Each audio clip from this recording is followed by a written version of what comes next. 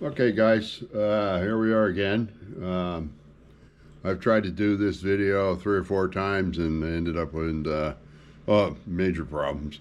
And I decided that I wasn't going to post all of that stuff. So hopefully this time it'll go smoothly and we will get a video that's good enough to put out there on YouTube so y'all can enjoy it. And hopefully you can also subscribe to the channel and make comments if you'd like. And I don't care if your comments are nasty, you know, do what you do, whatever it is.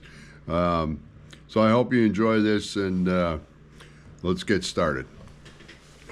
Get your camera in the right place so you can see what's going on. So what we're going to do here is we're going to make a box out of this piece of wood. Right now I have the machine set up with a 90-degree V-bit. We're going to do some carving on the top of this box. We're also going to chamfer the top and the bottom of the box. This is a double-sided job, so we're also going to drill a couple of holes over here on the end, out of the way, away from the box.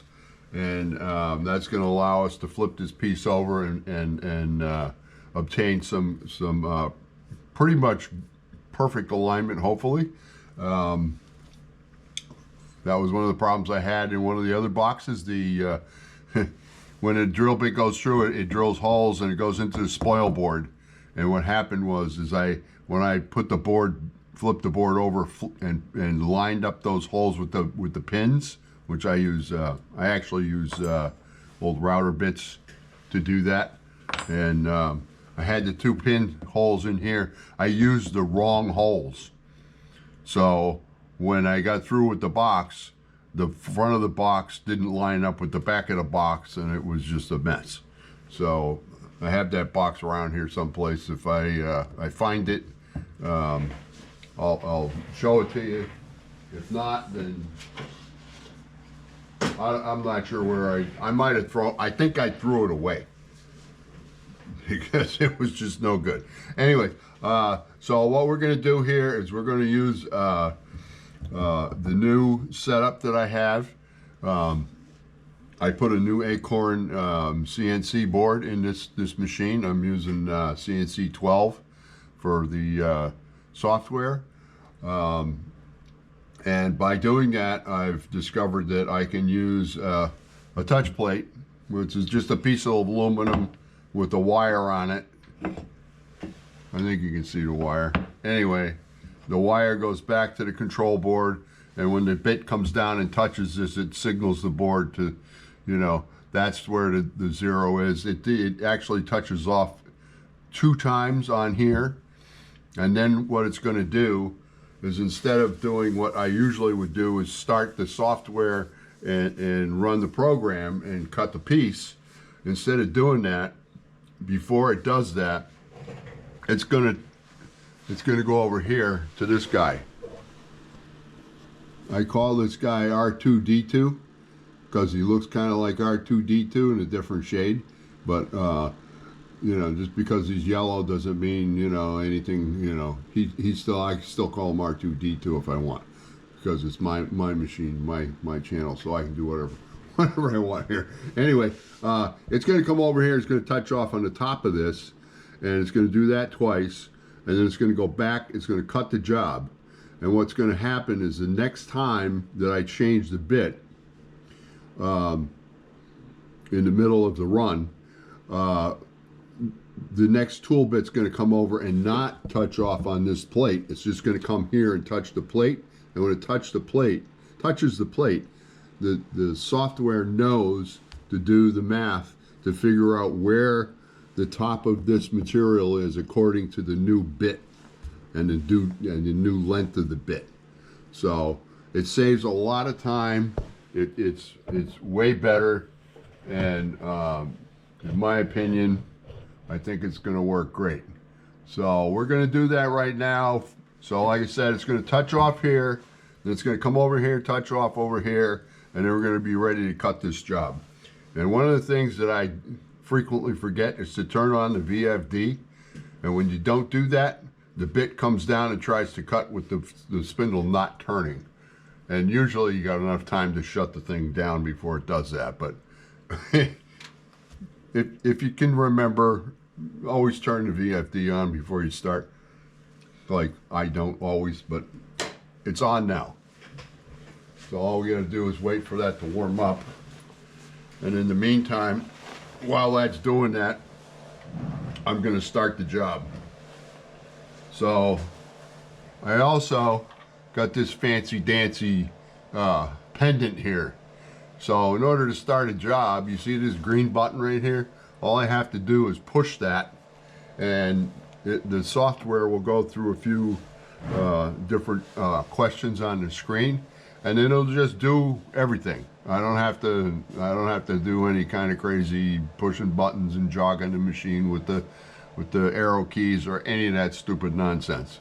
So here goes. Hopefully this works. Okay, so it wants me to change the tool bit to tool bit 1, which is the one that's in there, and I'm going to push the little green button right here.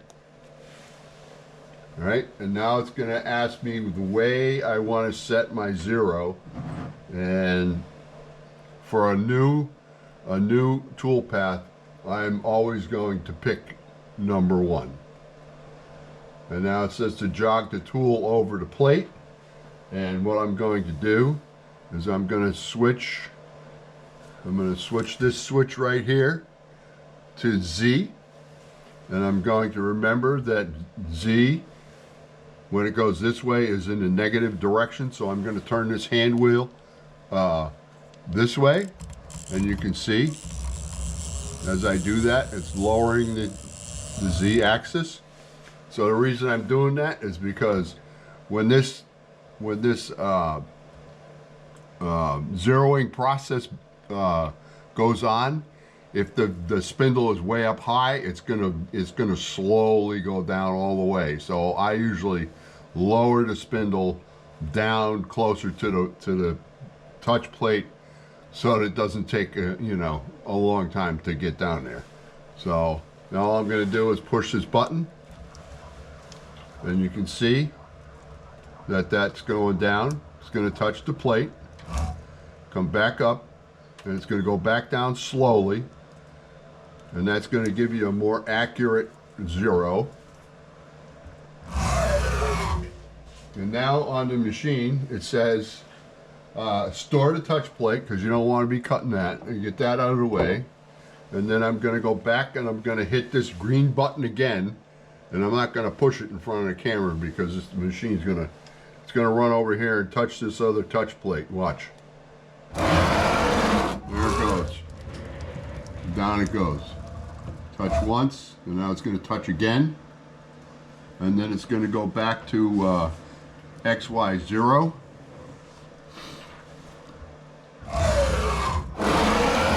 And there it goes. And I got to make sure that that is actually at 0.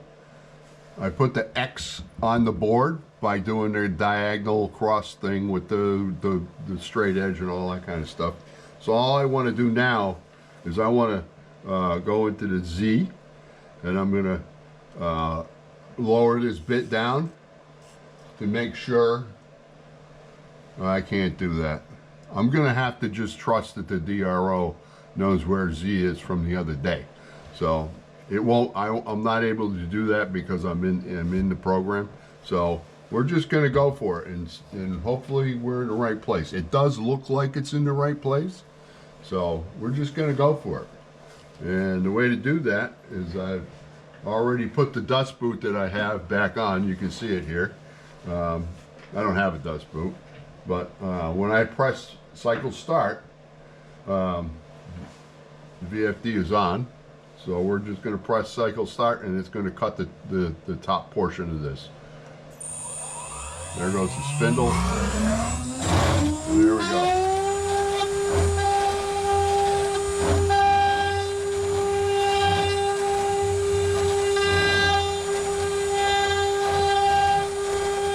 I'm going to put a little air on here just to keep the bits from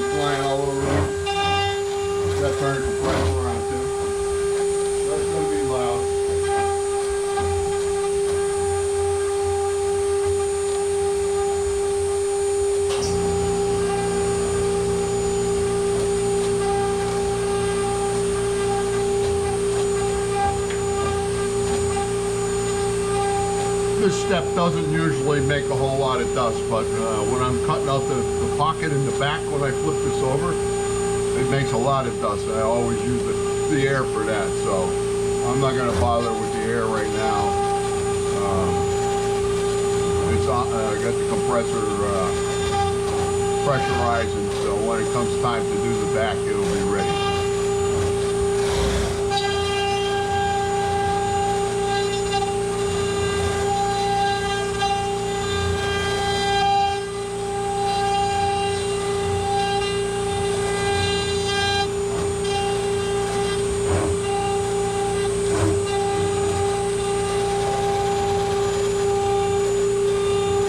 I've been having some problems with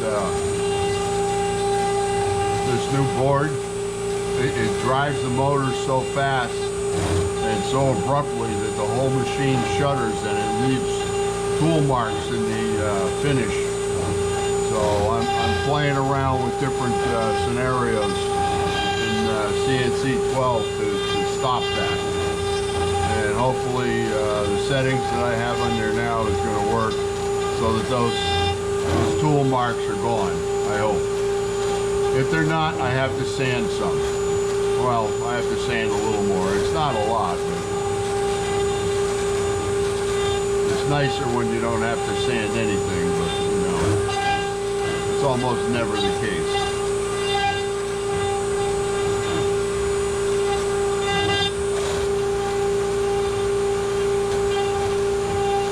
The front of this box is going to say faith, hope, love. That's from 1 Corinthians 13:13 if you want to look it up.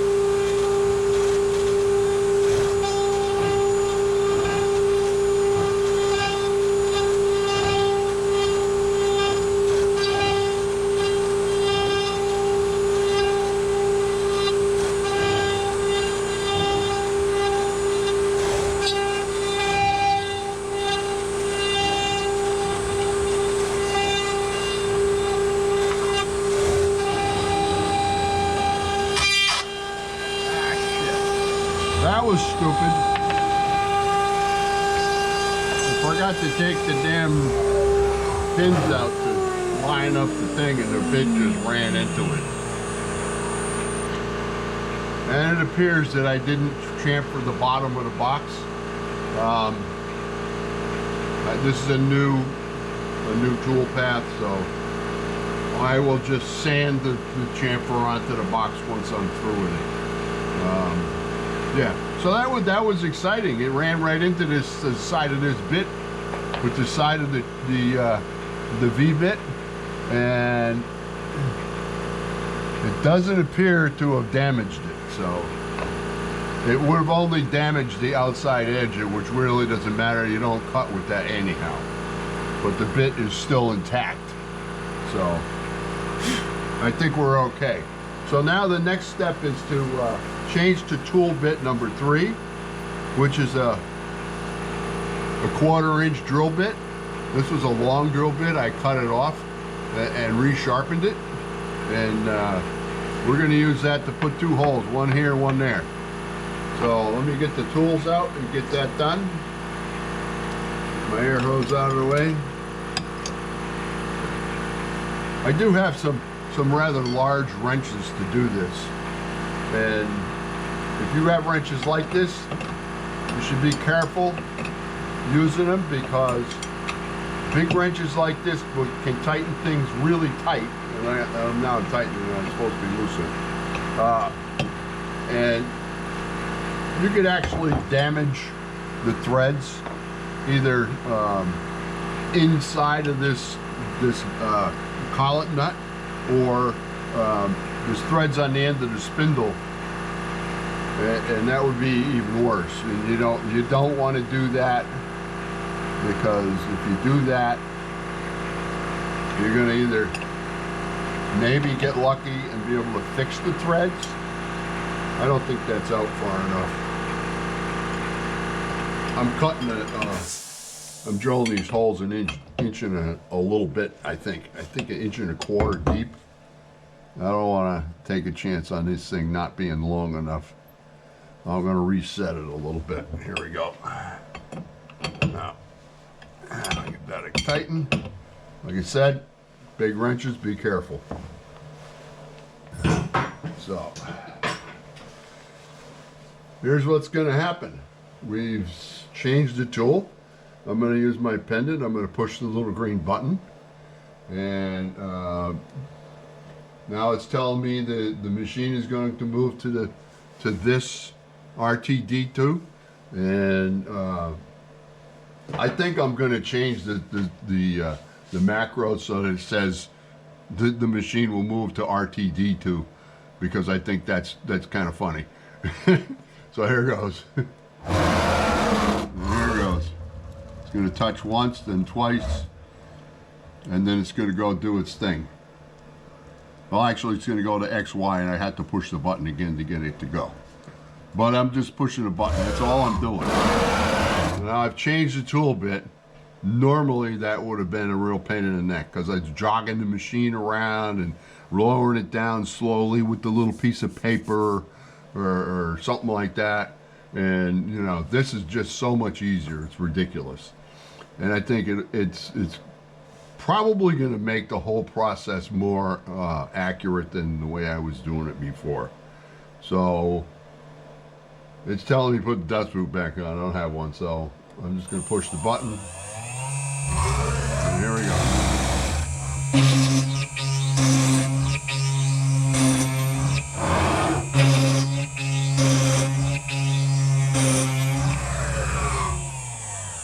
You know, yesterday when I made a box, it wasn't the same design, but I made a box yesterday and I drilled these two holes the same way I just did. And today, what I'm hoping is those holes that it just drilled through here did not change the holes that are already in the spoil board. I'm hoping that when I zeroed the machine and then moved back to my G55 work coordinate, it did go back to the exact same spot.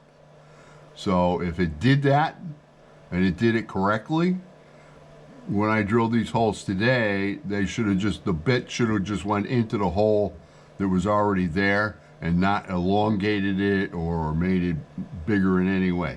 So that when I use these things to line that up again, I put them in them holes after I flip this over and tape it. That way this thing will go right back in the proper place. And I'm hoping that's what's going to happen. But that's what we're up to next. We're going to flip this board over. We're going to tape the back. We're going to get rid of all this sawdust and all this nonsense that's on top of the board and the machine. And we'll give it a flip.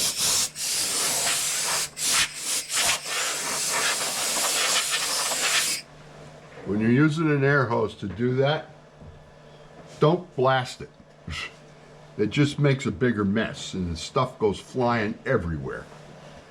So what I'm going to do, just to be sure that I know the situations that can occur when I do these jobs. So I take this thing, once I drill that hole, because I know that the last time I did that, here's what we ended up with.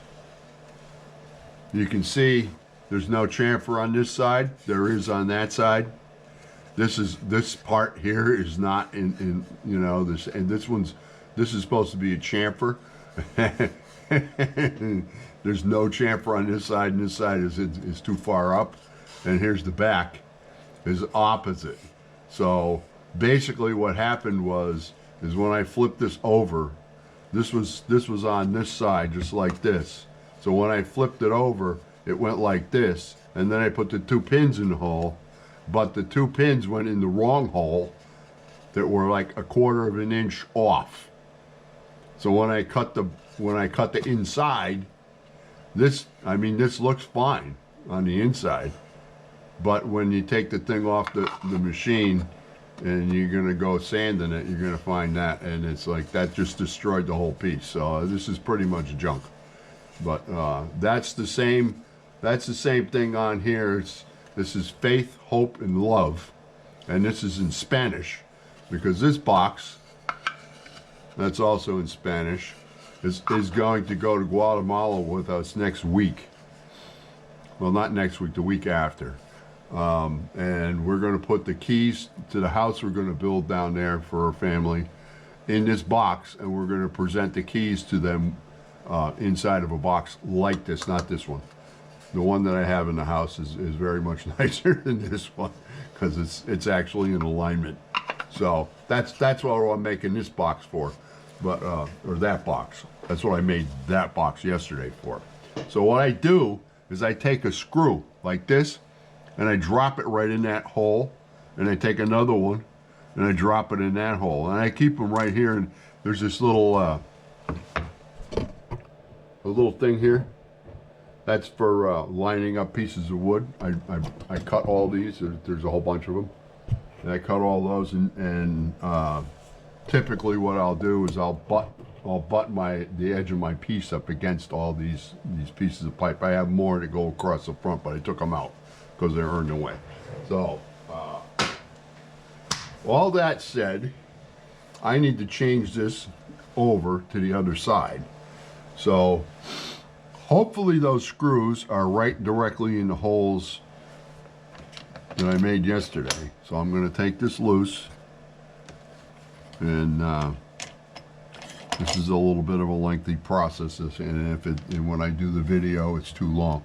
See, now there's the screw. That's where it was, and that looks like it went right down into the spot where it was yesterday. So I should be good to go. So clean them holes out. Take a look. Yep, they look pretty good. I don't see any extra drilling going on there. So now the other thing is when I flip this over and I try to put these pins in, because I used a drill that's kind of worn out, I think they don't fit.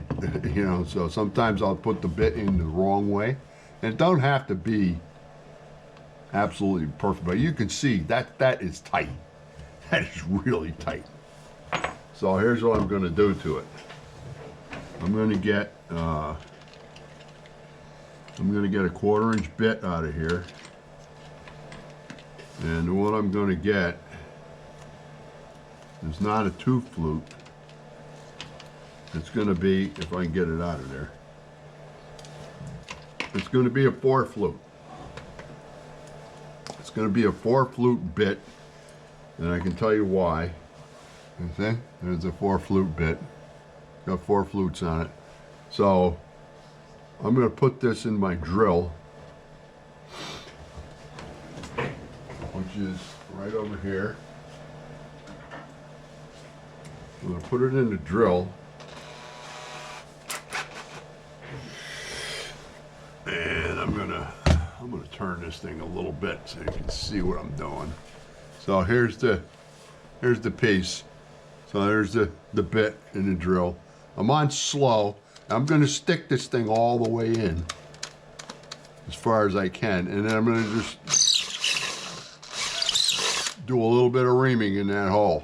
And I'm going to do the same thing to this one.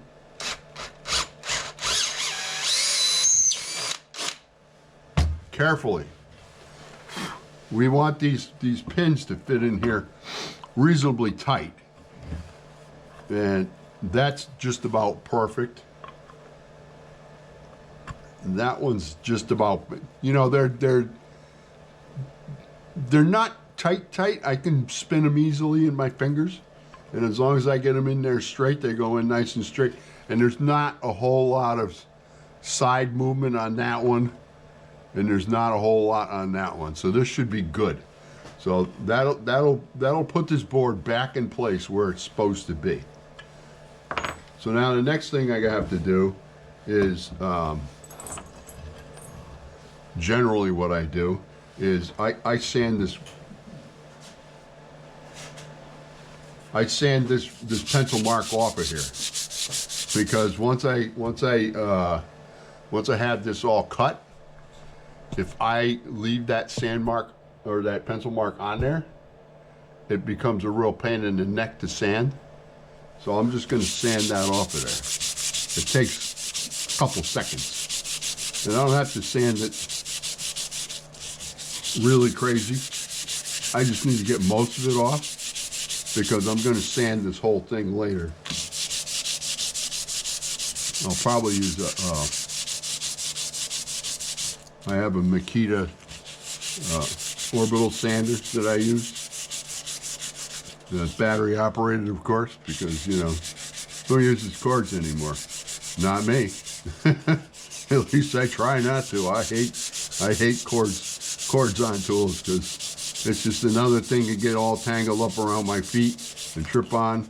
And the cordless tools nowadays are way better than they used to be. I mean, I've done work on stuff and used the cordless drill for hours, and it's still fine. You know, it's still putting screws in, it's still drilling holes, and they've improved a lot on them. So I have a slew of Makita 18-volt tools in the drawer over there. I got a skill saw and everything, and those things are great. Now the other thing that's important about taping things down, which some people might have told you, make sure you get the dust off the part, because if you don't, chances are the tape is not going to stick properly, and when you're expecting it to hold, you find out that it doesn't. It lifts off the table, or worse, flies off the table, hits you in the side of the head and says, "Stupid, make sure there's no dust on there. And make sure there's no dust on the table where you're putting the tape, because it won't stick." So this is a method that, I don't know, hundreds and hundreds of people use. So I looked at it the first time I saw somebody doing this, and I said, you know what? That's nuts. I don't see how that's going to work. So here's my holes that I'm going to use to line up. So I don't want to put tape over the top of these holes, because that's just going to be a problem, because I'm not going to be able to get my my dowels down in them holes. So I'm going to go south of those, or actually east. Actually, no, west. And I'm going to go right up against these holes here. These are the holes that I drilled with the machine so that they're you know, they're straight. And then I use these with the my dowels when I put the board on. I also have another one that I put over here on the end to butt the tool again, butt the workpiece against, and that way the board has the center mark on it, and it goes against there. It's always the same. I always cut the material the same length, and then I can just run this out, rip it off. And then one of the things that I've seen a lot of people do is they overlap this tape. Don't do it. I'll tell you the reason why. If you overlap that tape, what's going to end up happening is it's going to lift your material, the thickness of that tape, off the table. And you can see my table, even though I've got a few little divots in it, there's not very many. You can see marks where the tool bit kind of came down and got close, but for the most part, this spoil board has been on this table for, I'm going to say, I don't know, year and a half, 2. So if you have an accurate way to zero your part, you can really get it close so it'll cut through the piece, but it will not cut into the table. So now, because this is the way it was on the machine before, I'm gonna flip it. And I put the tape on this edge over here. So in order to get that to work, I have to put it on this edge over here. So the tape's gonna go over there on that edge. And then another tip that I'm gonna give you, which,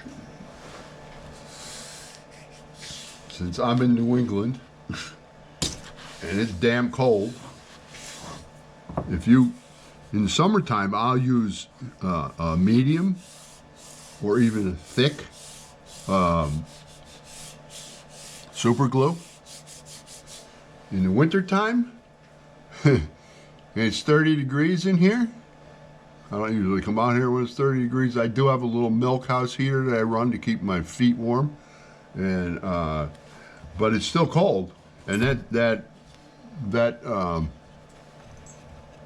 super glue sitting out here in the cold. So if you've ever tried to get super glue to run at 30 degrees or even 40, you're gonna find out it don't work. So I use thin super glue in the winter time.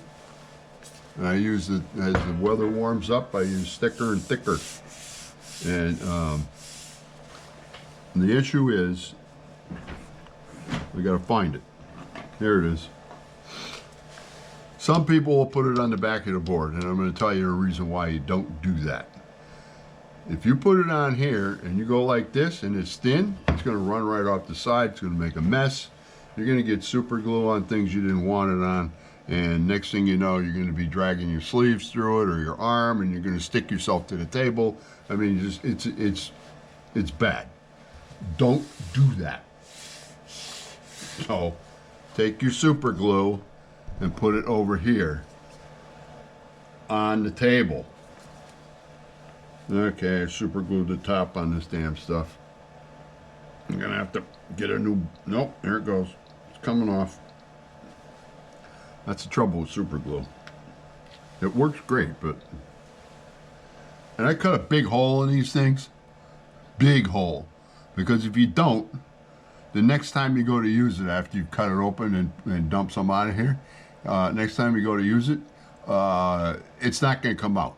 That whole end of that thing is going to be all seized up and glued shut. So you just put a little on there. I mean, I don't know if you can see this in the camera, but I mean, and I put it in the middle of the tape because here's the deal with the, remember I said don't overlap?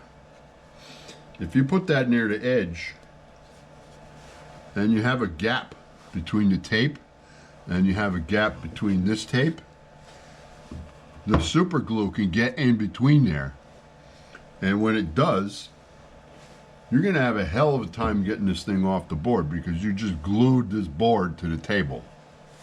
So the way this works for me is I usually stick my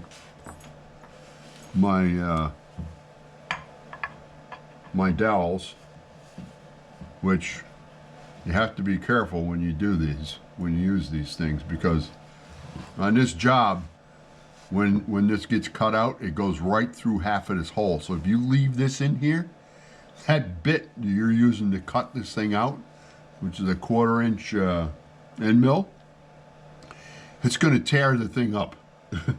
It's going to destroy it. I can tell you, I have a 1/2 inch drill bit in the drawer over there that is destroyed. So don't do that either. And one of the other things you can do to help you before you get these things into the holes, put a piece of wood under the other end, not in the glue, because if you do that, so that one started, and then you kind of wiggle it a little bit, and now that one started. So now these two are both started. I got this up off the table about maybe 1/4 or 3/8 of an inch, and this end is 3/4. So you can take that little piece of wood out of there and set it down, and then just go like that, and then push on these bits on this end and get it down in there, and then all you have to do is put the clamp back on. And you know, you got to make sure you keep the clamp back away from the cutting area, because the cutting area is going to be halfway through this bit, and I know that. So I made a few of these boxes, so I know where it's going to be. I make these pieces, pieces of material to do this, about 1.25 inches longer than what it needs to be. So that's tightened down. By the way, I see all these people with all these fancy store-bought hold downs. Do yourself a favor, don't do that. All you need is a piece of oak. This is white oak that I had. I built some chairs a few years ago. I had a whole bunch of scrap material, and I just milled this stuff down to 3/8 of an inch thick, and I made a CNC file, and this was the first thing that I cut on this machine. I used the tape method to put the wood down on here. I cut 6 of these out of one piece at a time, and I'm going to take these bits out because I'm going to forget if I don't.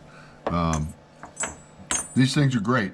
If you run into them, I mean, you can see that one there has been run into. It's not straight on the bottom, but it didn't hurt anything. It didn't break the bit. It didn't destroy the bit.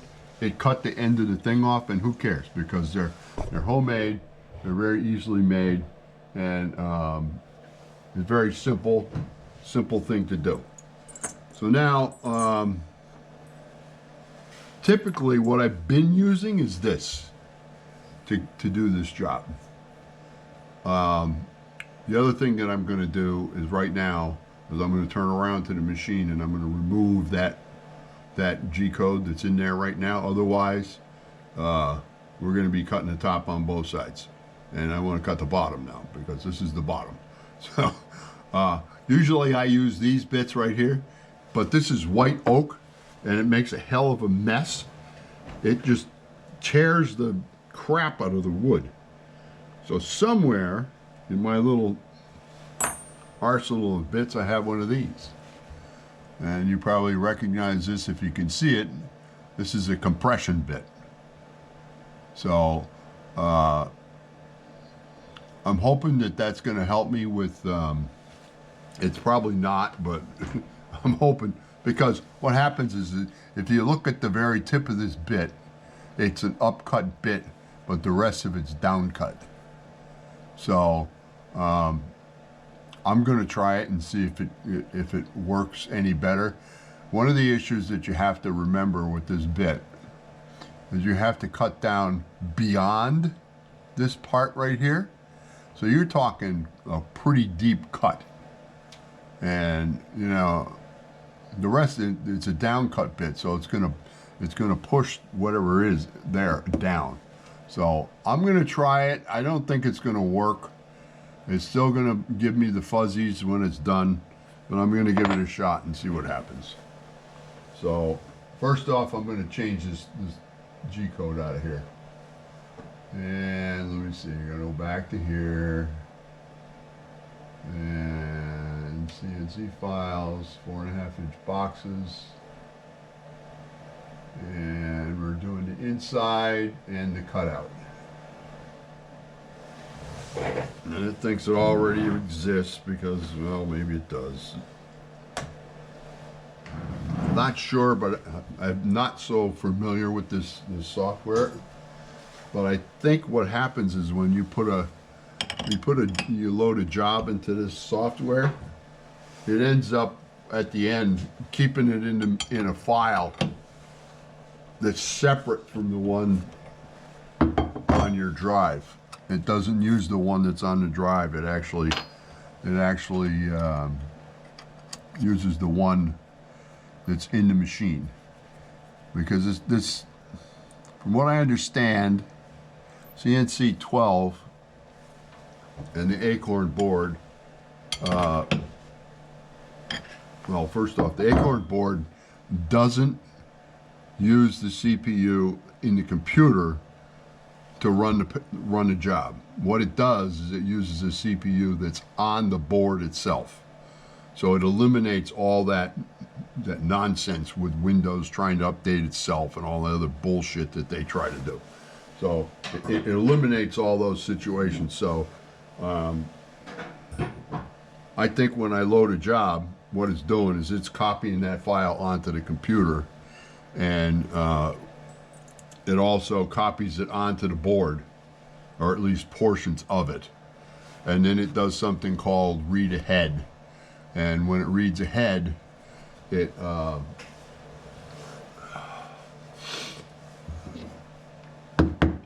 brings portions of it into the board and to start, and then as the program is going along, it brings more, but it doesn't interfere with the output to the motors. So that's important. So now I have all that. I'm going to move the XY back to 0. So there it is. And then I'm going to push cycle start because this is a new job. And that's what the machine is telling me, to push cycle start. And now it wants to know what I want to do. I'm going to use the touch plate to save the offset, and then use the fixed touch off plate, which is R2D2, and I moved that out of the way. I'm going to put that back. I have marks on the table where that's supposed to be. Eventually that's going to get screwed to the table in some location. I have not figured out where I'm going to put that yet, so I've not done that. Okay, now it wants to move the job, move the tool to, okay, that's down. And now it's going to go and touch off, just like it did before. That's a 1.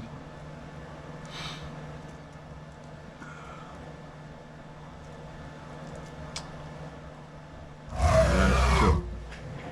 So now it wants me to remove the plate, which I did, and do this again, and it's going to come over and hit R2D2. Just like that. That's not exactly in the center, but that's okay. We're not making aircraft parts here.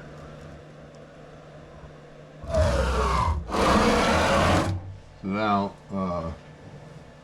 it keeps telling me to change the dust, put the dust boot back on. I don't have one. Anyway, when I press cycle start here, it's going to start the job, and it's going to get pretty noisy, and I think I want some air on it, so I'm going to aim this thing near a bit. That'll keep some of the sawdust off of me, or router sawdust, whatever the hell you call that.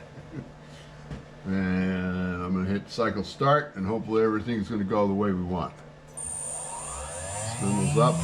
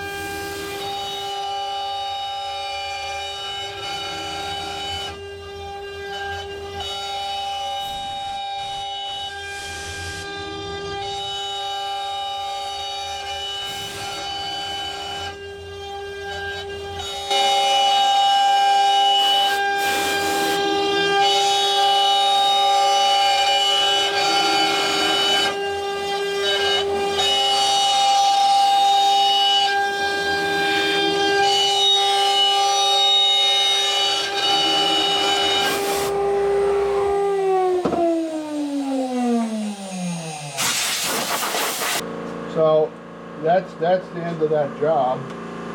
Other than what we need to do afterwards to finish it up. And it looks like that compression bit actually did help a lot.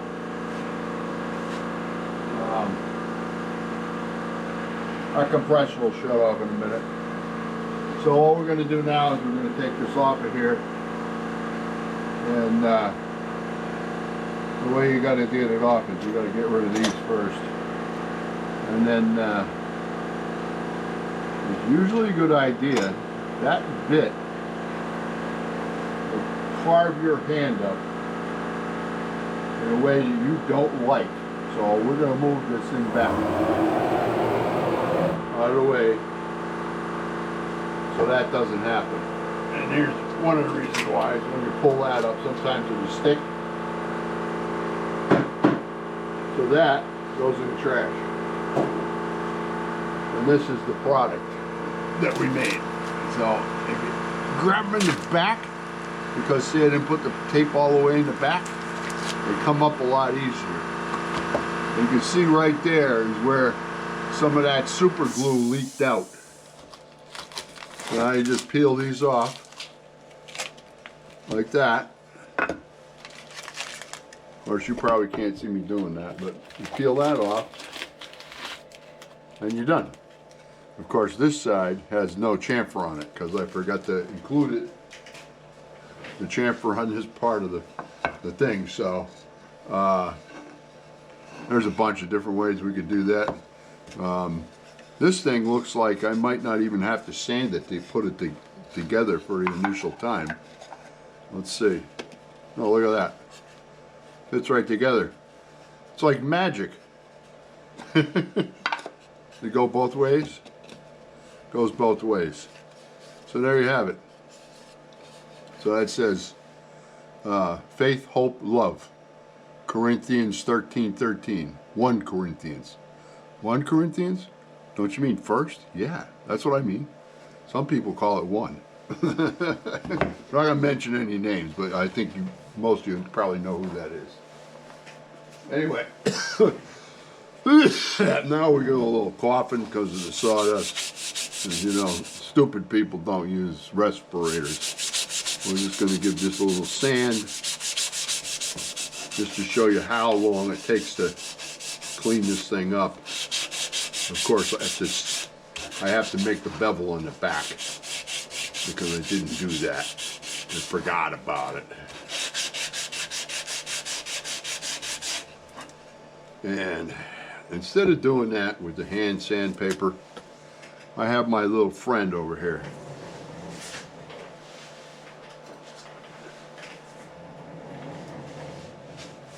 I think that's, I don't know what that is for paper. Not important. Don't worry about it. Now I'm going to sand this with this. It's going to make a little noise. Just a little.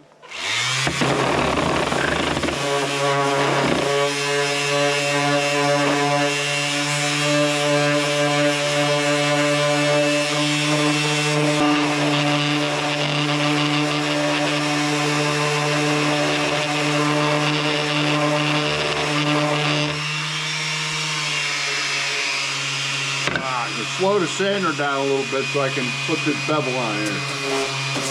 You gotta be careful when you're doing this because you can make it cockeyed and look bad pretty damn easy. So if you go easy, you can make it look pretty good. It's not going to be machine good, but it's going to be pretty good. Just don't get stupid with it. Try to use your glasses the way they're meant to be used. What I mean by that, if you got bifocals or progressive, make sure you hold your head in the right spot, otherwise you can't see. But you know that. I don't have to tell you that.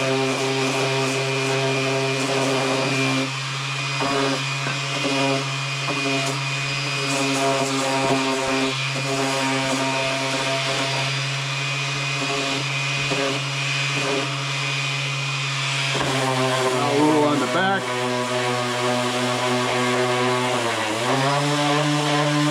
On the back speed. Don't sand your fingers.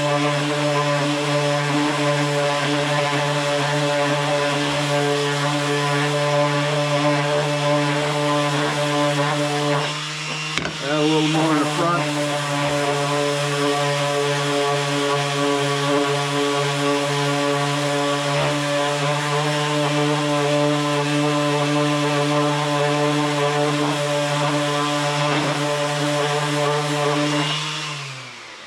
Alrighty, that's enough of that damn noise. Let's get the hand sandpaper. Let's give it a little touch, touchy-feely. Make sure we got what we want. And of course later I'll do the insides. Okay. I just want to make sure the outside is good. And you know, when you're sanding end grain, you don't have to pay attention to the grain direction because it goes every which way, if you know what I mean. So don't even bother with that. You just go right across it, it doesn't matter. You're never going to see marks in it. So you just contour the paper to the radius and go to town. And it makes a difference if you sand this end grain, because this end grain is pretty rough usually. You know, it doesn't feel good in your hand. Of course, once we put the finish on here, it's going to be different, but probably going to end up putting some water-based finish on here because it's cold out and it dries pretty quick. And I don't have to keep the heat on all night waiting for the varnish to dry. Or I could get my spray gun out and put lacquer on it, but it's kind of cold for that, and it's also pretty stinky when you use that stuff inside. And never mind the fact that it's pretty volatile, and you really don't want to use it on the inside of the house, because you use that in a closed environment and you could be making a bomb. Well, maybe not a bomb, but you know, you get a spark or something, you could have a problem. So we're not going to do that. We're just going to I'll go get I think it's Minwax polyurethane water-based spray, and I'll just shoot it with that. And I think we'll be fine. Not a problem.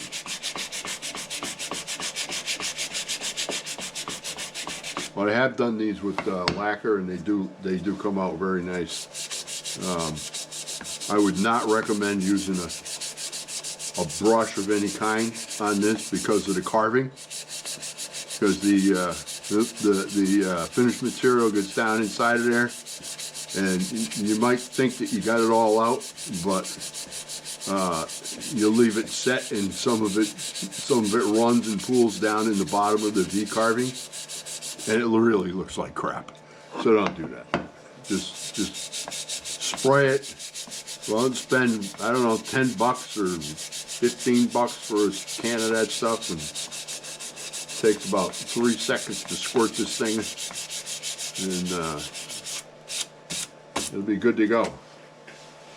So now we're going to do the part I like the best, is blowing it off. Not really.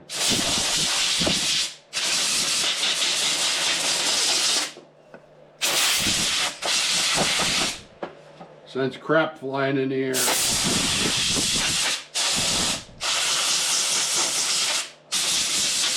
And if you have asthma like me and allergies, crap in the air is not good. Whatever. And I never even sanded these corners here. Now usually I have to sand these corners to get this thing together. So now I'm going to touch these corners. And there's a few little woolies on there. I'll get them off. Put just the slightest bevel on here. I mean, we don't need a whole lot. I mean, this thing fits together really well. I think that fits a little bit better. That compression bit. I think that made a difference here.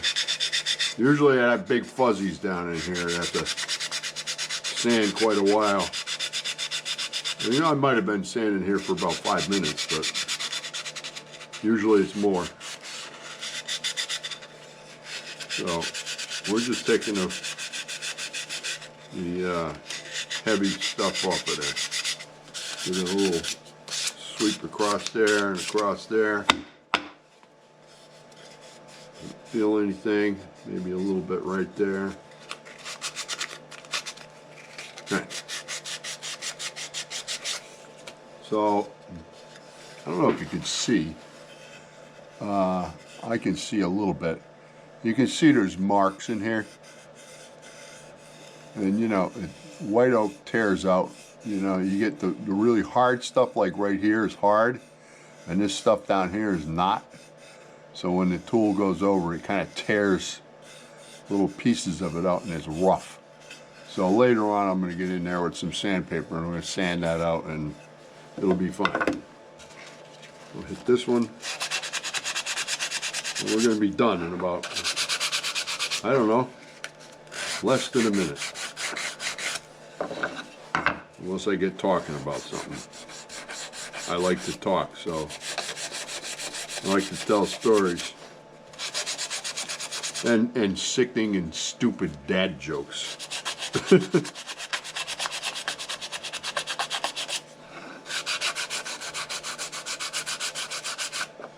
Like, I heard one the other day,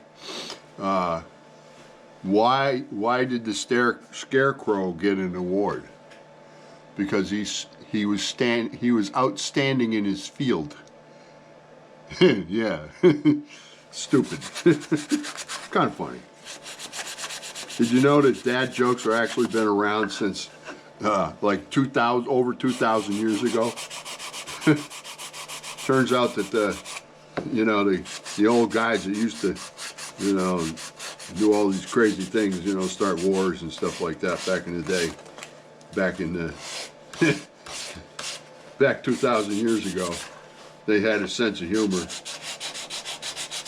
And I think most dad jokes are either puns or homilies, I think.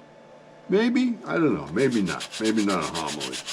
That's just a word for a word that's spelled the same but has two different meanings. And a lot of times dad jokes incorporate that in the joke. And you know, a lot of those are really funny. Some of them aren't. How do I know? I tell a lot of dad jokes, and some of them are funny, and some of them are not. You know, when you get that eyebrow raised from your wife, and she just looks at you and doesn't laugh, you know you're in a bad spot. But anyway, it's still fun. A lot of jokes are funny, a lot of them aren't. Some are just cutesy, and some are downright nasty. Depends on what you're talking about.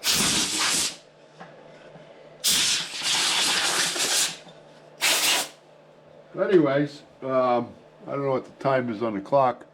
I got 1 hour and 19 minutes on the clock right now, and that is what 1 hour and 19 minutes will give you.